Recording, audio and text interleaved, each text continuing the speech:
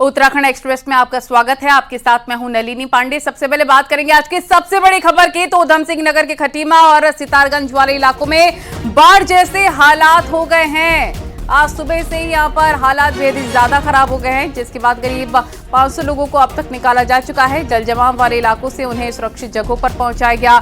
भारी बारिश के बाद चंपावत और उधम सिंह नगर के मैदानी इलाकों में जल जमाव है। तस्वीरें आप देख सकते हैं किस तरह से सड़कों पर, रेलवे स्टेशन पर, बस अड्डे पर हर जगह पानी ही पानी है। घरों में पानी भरने के बाद लोग घरों की छतों पर पहुंच गए हैं। वहां से एसडीआरएफ एनडीआरएफ की टीम ने लोगों को निकाला है। खटीमा के साथ टनकपुर, बनबसा, सितारगंज, लोहिया, हेड जैसे इलाकों में हालात ज्यादा खराब हैं। अभी भी लगातार रेस्क्यू ऑपरेशन जारी है और युद्ध स्तर पर काम हो रहा है। कल मुख्यमंत्री पुष्कर सिंह धामी भी इन इलाकों का जायजा लेने पहुंचेंगे। हवाई के साथ सीएम धामी स्थलीय निरीक्षण भी कर सकते हैं।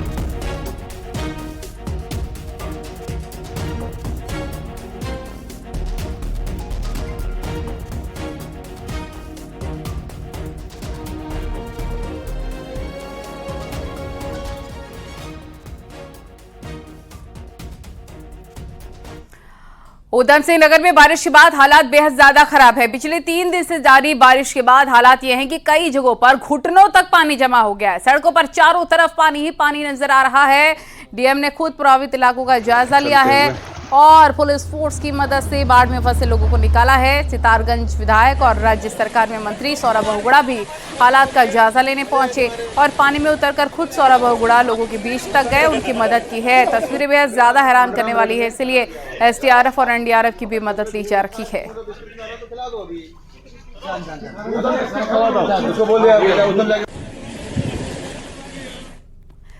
काशीपुर में हो रही लगातार बारिश से पूरा शहर पानी में डूब गया है। सड़कें समंदर बन गई हैं। बाजार में घुटनों तक पानी भरा है। इसकी वजह से लोगों को काफी दिक्कतों का सामना करना पड़ रहा है। लोगों का कहना है कि समय से नालों की सफाई नहीं होने से जल जमाव हो रहा है। कोई नहीं यार, बारिश में सब चलता है। देखो एक तो ऑनलाइन हमें देख। हल्द्वानी और उसके आसपास के इलाकों में मूसलाधार बारिश देखने को मिल रही है। बारिश के कारण लालकुआं का इलाका जलमग्न हो गया है। यहां का रेलवे स्टेशन पूरी तरह से जलमग्न हो गया है। रेलवे प्लेटफॉर्म और पटरियां पानी में डूब गई हैं, जिसके कारण स्टेशन से ट्रेनों का संचालन पूरी तरह से बंद पड़ा है। काठगोदाम से दिल्ली और दिल्ली से काठगोदाम चलने वाली संपर्क क्रांति को रद्द करना पड़ा है, जबकि दिल्ली से आने वाली शताब्दी और हावड़ा से काठगोदाम आने वाली बाग एक्सप्रेस को एक रुद्रपुर स्टेशन पर ही रोकना पड़ा है।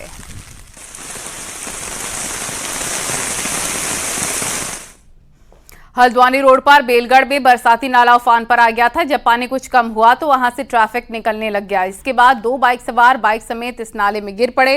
ये दोनों अलग अलग बाइक में थे, जिन्हें वहां पर मौजूद लोगों ने किसी तरह से सैलाब से बचाया है।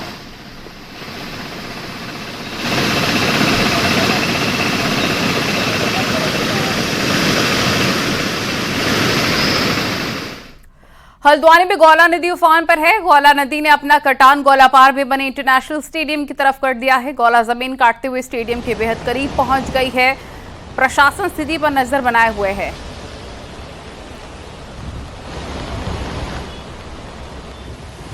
लगातार हो रही बारिश के बीच गौला नदी का जलस्तर बहुत ज्यादा बढ़ गया है और हालात ऐसे हो गए हैं कि गौला नदी की जद में इंटरनेशनल स्टेडियम, जो कि हल्द्वानी का इंटरनेशनल स्टेडियम है, वो भी अब उसकी जद में आने के कगार पर पहुंच गया है। ये पीछे देखिए इंटरनेशनल स्टेडियम है और ये देखिए ये इंटरनेशनल स्टेडियम है, ये इसका मैदान है और ये सामने आप देखिए पूरा का पूरा बैठने की व्यवस्थाएं हैं। लेकिन आप देखिए गौला नदी कितने करीब पहुंच चुकी है। मुश्किल से 10 मीटर की दूरी पर गौला नदी रह चुकी है। गौला नदी का जो कटान देखिए आप, उस तरफ उसको चैनलाइज किया गया था, सामने वाले की तरफ चैनलाइज किया गया था, लेकिन सामने की तरफ न करते हुए गौला नदी ने अपना पूरा कटान जो है वो इस तरफ कर दिया है। आप देखिए इस तरफ अगर मैं दिखाऊं आपको तो गौला कितने करीब इंटरनेशनल स्टेडियम के पहुंच गई है और बीच का हिस्सा आपको सिल्ट से भरा हुआ दिख रहा है। गौला 2 हिस्सों में डिवाइड आपको दिख रही है। सामने रेलवे स्टेशन का इलाका है, उस तरफ गौला कटान कर रही है और इस तरफ इंटरनेशनल स्टेडियम का इलाका है। जहां पर मैं खड़ा हूं ये बेहद संवेदनशील इलाका है, क्योंकि गौला इसके ठीक नीचे, मुश्किल से 2 मीटर नीचे यहां पर गौला बह रही है। इसलिए जो गौला नदी के कारण है, इंटरनेशनल स्टेडियम पर भी खतरा पैदा हो गया। शैलेंद्र नेगी, न्यूज़ 18 हल्द्वानी। पहाड़ में बारिश के हालात पर मुख्यमंत्री पुष्कर सिंह धामी ने चंपावत और ऊधम सिंह नगर के डीएम को भारी बारिश और बाढ़ जैसे हालातों के मद्देनजर अलर्ट रहने के निर्देश दिए हैं। उन्होंने प्रभावित क्षेत्रों में तत्काल राहत कार्य सुनिश्चित करने के निर्देश दिए। सीएम ने किसी भी आपात स्थिति से निपटने की पूरी तैयारी रखने के आदेश भी दिए हैं।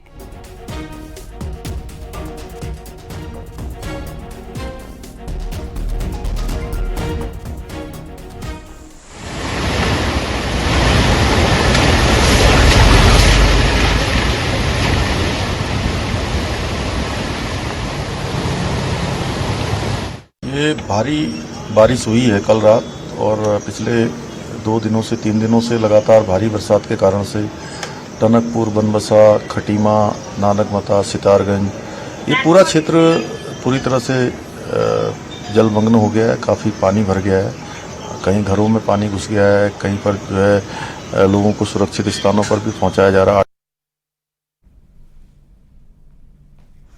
बरसात ने मैदानी जिलों में भी हालात खराब कर दिए हैं। देहरादून की सड़कों में पानी भरने पर शहरी विकास मंत्री का विरोध हो रहा है। हरिद्वार के हाल पर हरीश रावत सवाल उठा रहे हैं तो ऊधम सिंह नगर में भी सितारगंज में सौरभ बहुगुणा को मोर्चे पर उतरना पड़ा है। देखिए रिपोर्ट।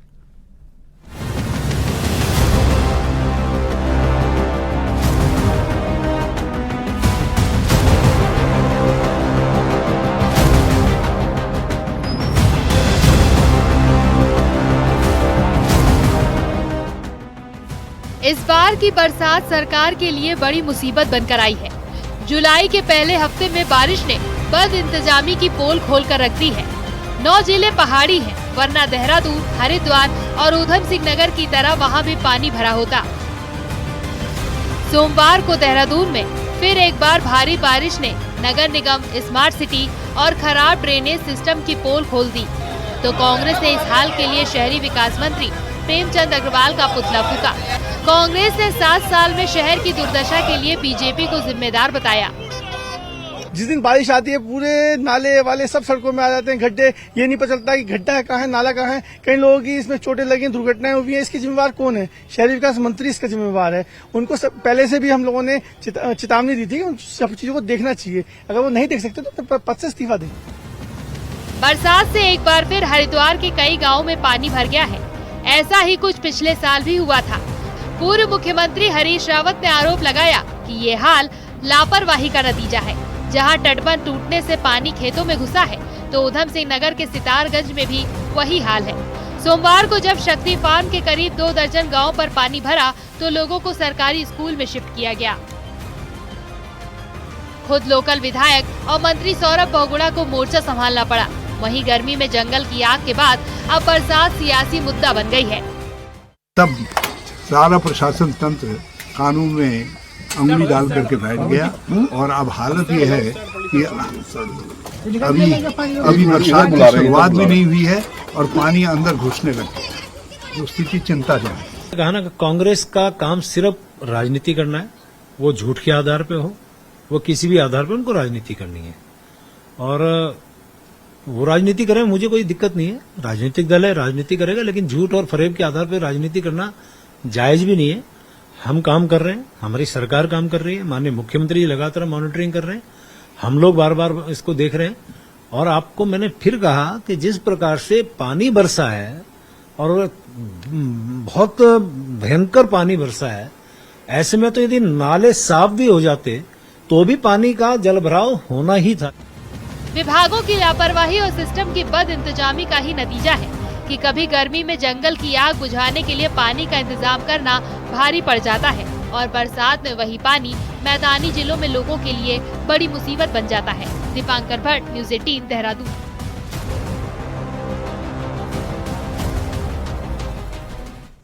और ऋषिकेश के साई घाट पर एक महिला पानी के तेज बहाव में फंस गई और एक पत्थर पर बैठ गई। महिला को पानी में फंसा देख स्थानीय युवक आए और कड़ी मशक्कत के बाद महिला को बाहर निकाला है।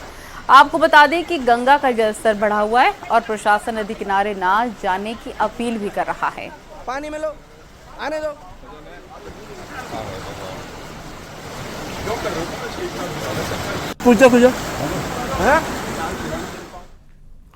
गढ़वाल क्षेत्र में भी लगातार बारिश का दौर जारी है। चमोली में बारिश से सभी नदी और बरसाती नाले उफान पर हैं। अलकनंदा और धौली गंगा नदी का जलस्तर लगातार बढ़ रहा है।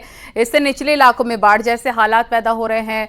चमोली में प्रशासन ने सभी को नदी किनारे से दूर रहने की अपील की है।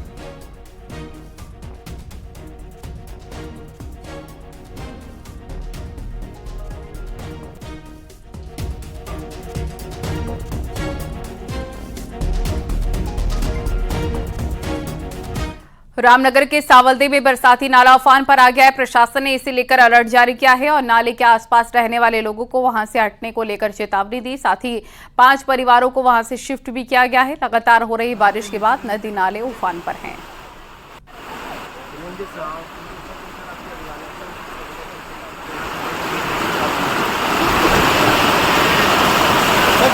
अल्मोड़ा भवाली हाईवे बंद है। 3 दिनों से हो रही बारिश के बाद लगातार मेंढक पत्थर पर पहाड़ी गिर रहा है, जिससे खतरा बना हुआ है। हालांकि आज सुबह जेसीबी मशीन से इसे खोलने की कोशिश जरूर की गई, लेकिन फिर पहाड़ी का बड़ा हिस्सा सड़क पर आ जाने से एनएच बंद हो गया।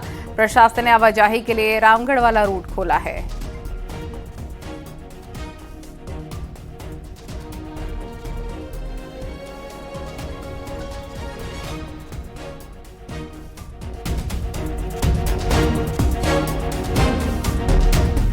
लोक निर्माण विभाग का पुलों का सेफ्टी ऑडिट सवालों के घेरे में आ गया है। शनिवार को कॉर्बेट से लगे मोहान में भारी बारिश के बाद जो मोटर पुल ध्वस्त हुआ उसे सेफ्टी ऑडिट में सुरक्षित पाया गया था। लिहाजा अब अलर्ट मोड पर आए शासन ने एक बार फिर से सभी पुलों की जांच करने के आदेश जारी कर दिए हैं।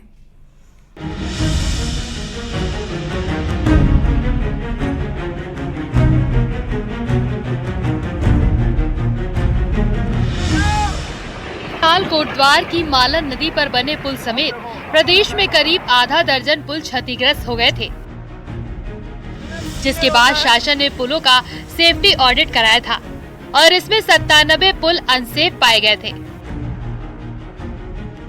मोहान का जो मोटर पुल ध्वस्त हुआ, हाल ही में उस पर मरम्मत का काम भी किया गया था। ताज्जुब की बात यह है कि इस पुल को सेफ्टी ऑडिट में सुरक्षित बताया गया था। इस घटना से विभाग का सेफ्टी ऑडिट सवालों के घेरे में आ गया है। इसकी जांच के लिए टेक्निकल कमेटी का गठन कर दिया गया है। विभागीय सचिव पंकज पांडे ने जिलों को आदेश कर एक बार फिर से सभी पुलों की जांच करने के आदेश दिए हैं। आदेश में कहा गया है कि रिस्क की स्थिति में पुलों पर आवागमन बंद कराया जाएगा। बेली ब्रिज पहले से खरीद के हमने रखे हुए हैं। कुछ डिप्लॉयड होते हैं जो नए हम पुल बना लेते हैं तो उनको वापस लाते हैं, और कुछ इस साल नए और हम लोग तकरीबन 10 करोड़ के और हमने प्रस्तावित किए हैं। भारत सरकार से जो हमको पैसा मिलता है SAS में स्पेशल असिस्टेंस मिलता है, उसमें और खरीदना चाह रहे हैं कि बाकी हम अपने स्टोर में और करके रख। विभाग ने वैकल्पिक व्यवस्था के तौर पर गढ़वाल और कुमाऊं में 40 से ज्यादा वैली ब्रिज स्टोर किए हैं। इसके साथ ही विभाग 10 करोड़ रुपए के और वैली ब्रिज खरीदने जा रहा है। बेली ब्रिज जो होते हैं वो इमीडिएटली रिलीज देने के लिए होते हैं। तुरंत कहीं पे डैमेज हुआ, हमने लगाया और उसको चालू कर दिया। हम लोग 10 दिन हफ्ते में चालू कर लेते हैं उसको, तो उसके लिए रखे आते हैं। अलग अलग स्पैन के रखे हुए हम लोगों ने। तो वर्तमान में जो हमें आवश्यकता है हम अभी रखे हुए हैं।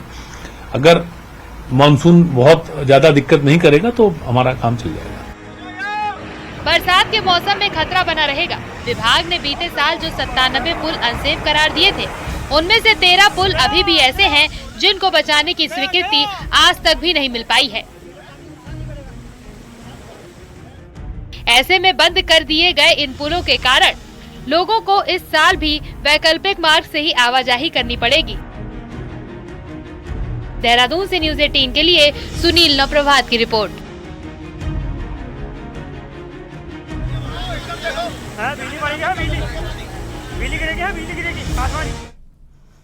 पूरे राज्य में बारिश कहर बरपा रही है, लेकिन अब आगे बारिश से राहत के आसार हैं। देहरादून में मौसम विज्ञान केंद्र ने 9 जुलाई से बारिश के थमने का अनुमान जारी किया है और 9 जुलाई से अगले एक हफ्ते तक पूरे राज्य में बारिश से राहत मिलेगी। मौसम विज्ञान केंद्र के निदेशक विक्रम सिंह का कहना है 9 जुलाई के बाद राज्य के सभी हिस्सों में बारिश से राहत मिल जाएगी। हालांकि कहीं कहीं पर हल्की फुल्की बारिश हो सकती है, लेकिन तबाही वाली बारिश अब अगले एक हफ्ते तक नहीं होगी।